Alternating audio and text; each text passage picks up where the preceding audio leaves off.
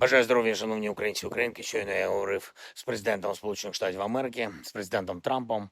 Привітав його з днем народження, з Днем американської армії. Сьогодні два свята в Америці, і ми дуже добре поговорили з ним.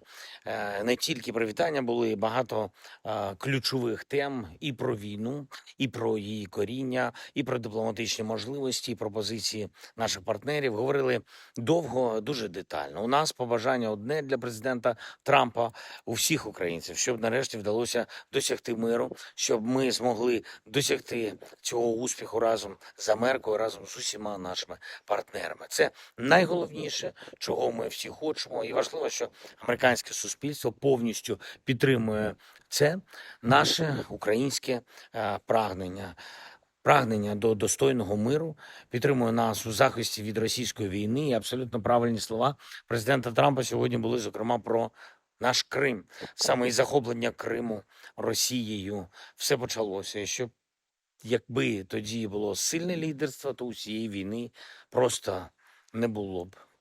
Не було би. Я подякував президенту Сполучених Штатів Америки за всю допомогу, яку надали Сполучені Штати. Ми домовились про нашу з ним зустріч найближчими днями. В Європі будуть формати Групи Семи. Звісно, Україна і наш захист, наші можливості прийти до миру будуть серед головних тем. Є вже активний графік на весь наступний тиждень, також з нашими європейськими партнерами і усіма учасниками Групи Семи. Важливий буде тиждень. Розраховуємо на результати. Передусім, безумовно, ППО для України, політичні домовленості, які посилять наш захист тут в Україні, буде відкриття кластеру.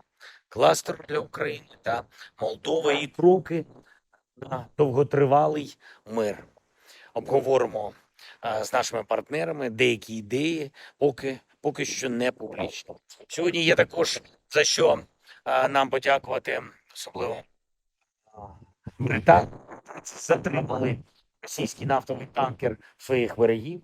І це перший такий крок саме британців. За цей рік в європейських морях стали доброю традицією затримки російського тіньового флоту.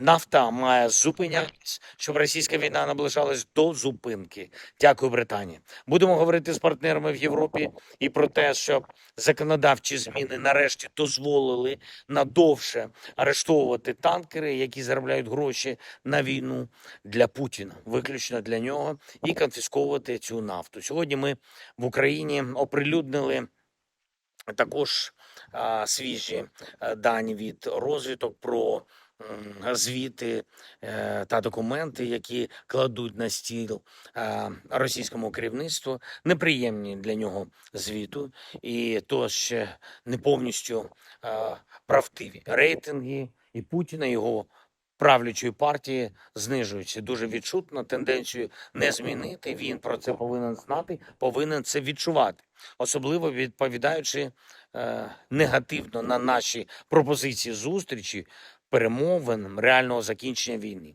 Звісно, вдячний кожному нашому воїну, усім українцям, які захищають позиції нашої держави, які працюють на Україну, які допомагають нам відстоювати національні наші українські інтереси.